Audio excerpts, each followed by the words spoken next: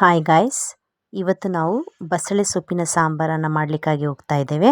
ನೋಡಿ, ಮಲೆನಾಡಿನ ಭಾಗದಲ್ಲಿ ಸಿಗುವಂತಹ ಈ ಸೊಪ್ಪು ಆರೋಗ್ಯಕ್ಕೆ ಉತ್ತಮವೂ ರುಚಿಕರವೂ ಆಗಿರುವಂತಹ ಒಂದು ಸೊಪ್ಪಾಗಿದೆ.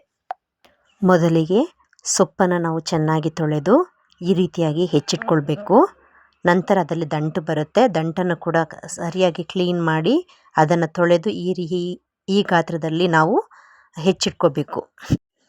ಮೊದಲಿಗೆ ಚೆನ್ನಾಗಿ ತೊಳೆದಿಟ್ಟುಕೊಂಡಂತಹ ಸೊಪ್ಪು ಮತ್ತು ದಂಟನ್ನು ನಾವೊಂದು ಕುಕ್ಕರ್ನಲ್ಲಿ ಹಾಕಿ ಅದರ ಜೊತೆಗೆ ಒಂದು ಟೊಮೆಟೊ ಹಣ್ಣನ್ನು ಸೇರಿಸಿ ನಾವು ಬೇಯಿಸೋಣ.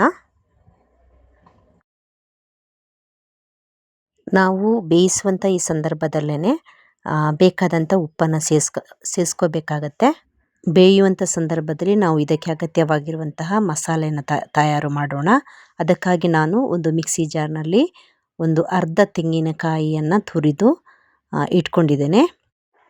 ಇದಕ್ಕೆ ನಾವು ಅರಿಶಿನ ಪುಡಿ, ಖಾರದ ಪುಡಿಯನ್ನು ನಾವು ಸೇರಿಸೋಣ. ಅಗತ್ಯವಾದಂಥ ನೀರನ್ನು ಕೂಡ ಸೇರಿಸಿ ನಾವು ಈ ಮಸಾಲೆಯನ್ನು ರುಬ್ಬಿಟ್ಟುಕೊಳ್ಳೋಣ. ಒಂದು ಪಾತ್ರೆಯನ್ನು ಇಟ್ಕೊಳ್ಳೋಣ. ಇಲ್ಲಿ ನಾನು ಕುಕ್ಕರನ್ನು ಉಪಯೋಗಿಸ್ತಾ ಇದ್ದೀನಿ.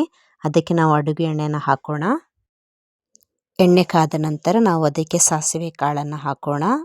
ಸಾಸಿವೆ ಕಾಳು ಹಾಗೂ ಒಂದು 2 ಒಣ ಮೆಣಸಿನಕಾಯಿಯನ್ನು ಕೂಡ ಹಾಕಿ ನಾವು ಅದನ್ನು ಹುರಿದುಕೊಳ್ಳೋಣ. ಈಗ ನಾವು ಅದಕ್ಕೆ ಈರುಳ್ಳಿಯನ್ನು ಸೇರಿಸಿ ಚೆನ್ನಾಗಿ ಬಾಡಿಸಿಟ್ಕೊಳ್ಳೋಣ.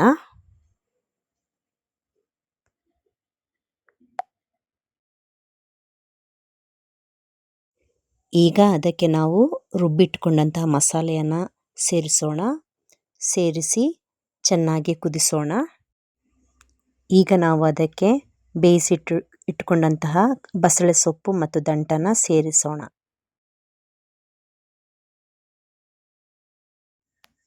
ಈಗ ಸ್ವಲ್ಪ ಹೊತ್ತು ನಾವು ಕುದಿಲಿಕ್ಕಾಗಿ ಬಿಡೋಣ. ಸೇರಿಸಿಕೊಂಡಂಥ ಮಸಾಲೆ ಜೊತೆಗೆ ಬಸಳೆ ಸೊಪ್ಪು ಮತ್ತು ದಂಟು ಈಗ ಕುದೀತಾ ಇದೆ.